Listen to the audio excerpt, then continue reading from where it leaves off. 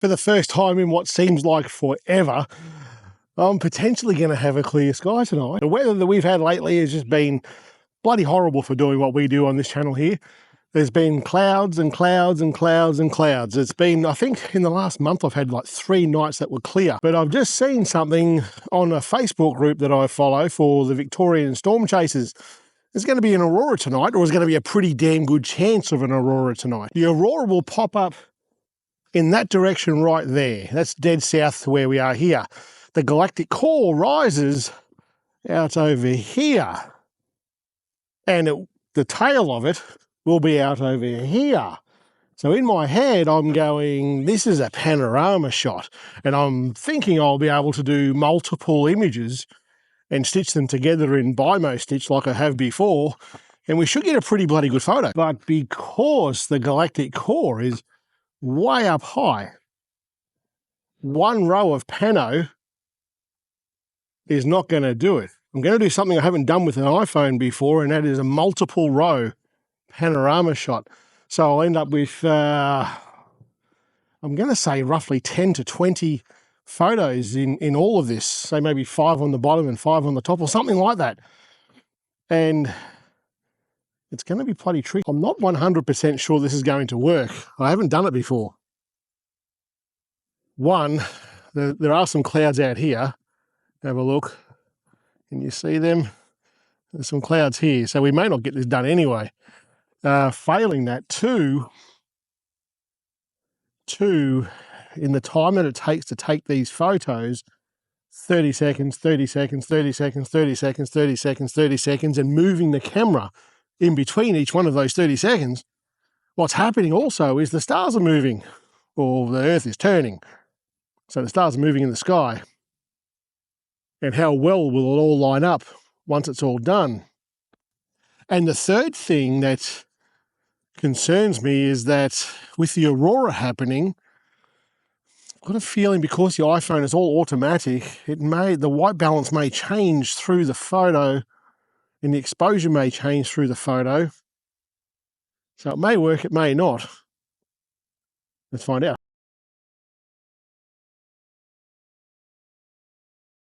Number 1, I see stars. That is just sensational. I'm really hoping the aurora is popping now. Let's take a photo and find out. Got the iPhone 15 Pro Max sitting here on a tripod. I am using a MagSafe for what I'm doing here tonight because I'm trying to do those 2 rows of the panorama. Now that is where, that's on 30 seconds, I'll take the photo.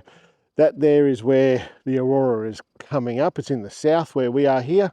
I can actually see it a little bit on the horizon. There's a glow out there that I don't normally see, which tells me that I can see them. Like the stars are nice and bright, but tells me that this could be bloody good. Let me tell you, it's bloody good to be out amongst the stars again. As I'm turn all these lights off. It's one of my favourite things is just turn all these lights off as I'm taking photos while I'm waiting and just looking at the sky, looking at the stars. I think it's with all the crap that happens in the world these days, it's just really nice to be able to get away from all of that and just look at what's above our heads at night. I really like that. Stars are good. There's an aurora out there. Yeah, it's happening. Definitely happening. Have a look at that. You can see it on the horizon. I'll throw the photo up here for you anyway. The reason that I like this MagSafe holder, I'm on very flat ground here, and as I'm turning it around, turning the tripod head around, I've got the grid lines on the phone, and I'm going to be able to just tilt it that little bit as I'm taking these photos to keep it nice and level. All right, so over my shoulder here, I can see the galactic core rising here. You can't see that big gaseous cloud, but you can see that line of lights, or line of stars, I should say. So I'm thinking I'll be able to I'll do the horizon first and bring it back over to this side, to the east, and then rise it, point the camera up a bit more, and then take another series of photos. I'm going to end up with, I think about 12 photos.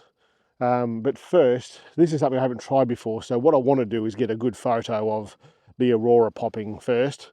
And then we'll try this because I don't want to waste the aurora. Got a good photo there with the aurora in the background, the two Magellanic clouds there. I think that's a good photo. Certainly for a bloody phone. How good is the time that we are living into doing this sort of thing? So I'm going to set this phone to go portrait orientation, so vertical photos. Take a series of photos. We're going to overlap them by about half of the photo. If the frame is this wide, we take the photo and then move the camera this way to about this far, and then do it again and again and again. And then we'll put them into the program and it should be able to align them pretty well. The hard bit is going to be that second line. So I'll record the first photo on the phone so you can see exactly what I'm doing. But after that, time is going to be pretty critical here. We're going to be, I'll just let you see what I'm doing. You can see on the frame here, so I've got the grid lines going on. I'll turn this light here off in a second, get rid of these posts that are down the front on the photo. But where I'm going to keep that ground is between the first grid line and the bottom of the frame. So the idea will be to keep that all the way around that level. So if I need to adjust the camera up or down a little bit, that's what it will do.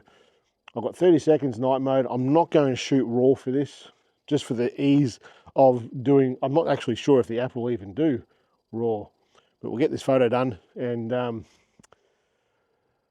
that'll be a mad rush to get the other ones done. I've got a feeling we're going to end up with probably between 10 and 10 and maybe 20 photos by the time I do the bottom row and then the second row. It should be good.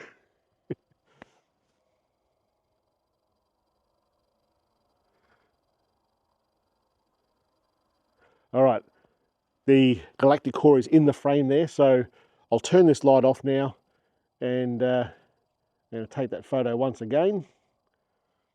Then we'll stack them all. What's funny is I've got the taking a photo now, but what's funny is as I looked at the photo, I thought the framing's okay. I thought that doesn't look quite right. It was actually on 1.5 times zoom. So I've sorted that out. It's taking photos now. I'll go and move it. As I do all of this, I'm thinking I've only gone this far and I'm trying to do roughly almost 180 degrees here. This is going to take longer than I thought. The hard part about this now is by the time I've got over here to that last photo on the horizon, that's finished. Wait a second. Yeah, what I'm saying is I'm taking these photos here. By the time I get around to this side, the stars will have moved through the sky a bit, so it may not all line up by the time I come back to do the second row. So you've got to move it, overlap the stars by, like I said before, about half the frame, and then you've got to wait till the 30 seconds again. You can't be too quick about it. So this takes a bit of patience and a bit of restraint. And because it's not all going to be perfectly lined up, I think there's going to be one of maybe three things, or maybe all three things might go wrong here. One is the stars have moved too much and it's not going to line up. I'm just watching this count down over here. I don't want to... Hold on.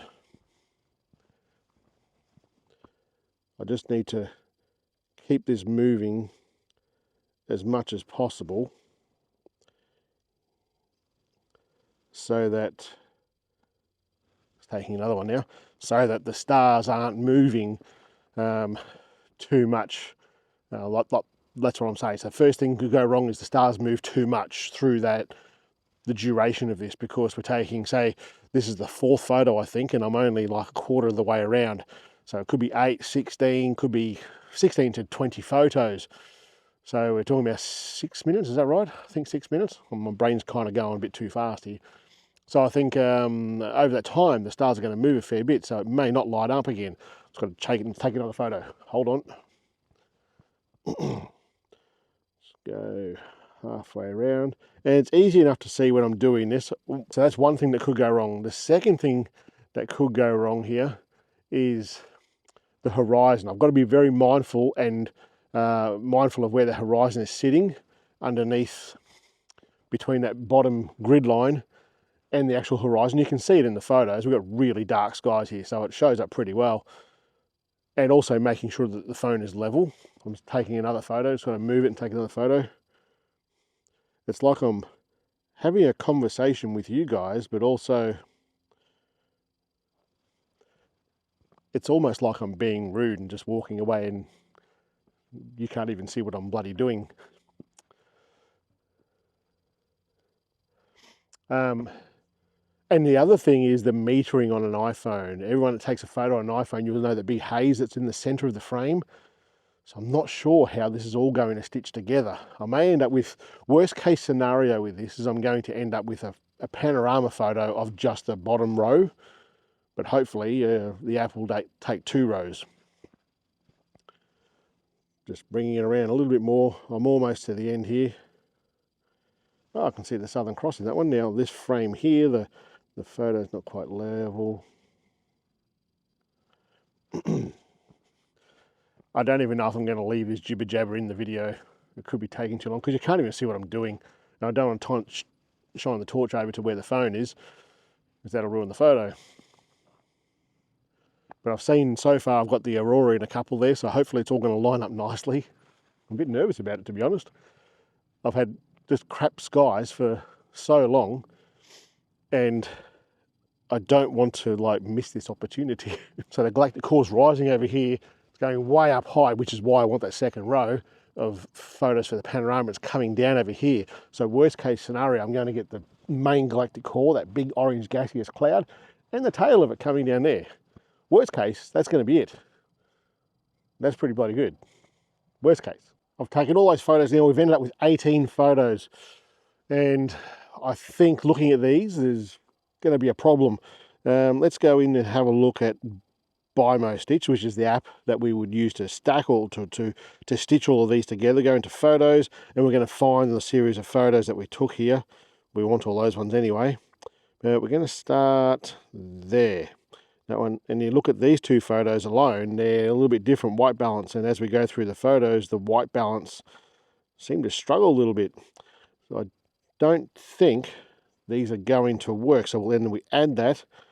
Here come all the photos. It's processing it now, bringing them all together. It's going to start aligning them all. That's what this app does. I don't think it's going to work. It might prove me wrong, but my gut feeling is no. Okay. It's not bloody terrible, but it's not that great either. Looks like that was the ISS going down. I didn't see that.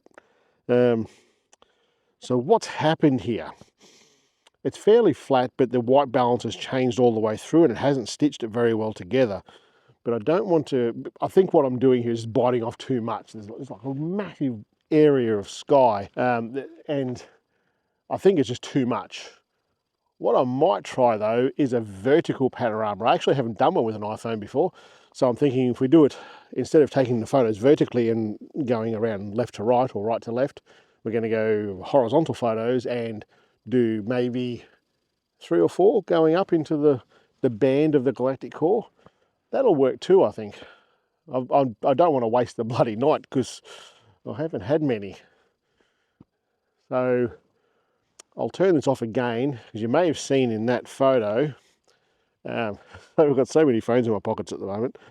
It's not even that one. What did I do with it? It's in that pocket.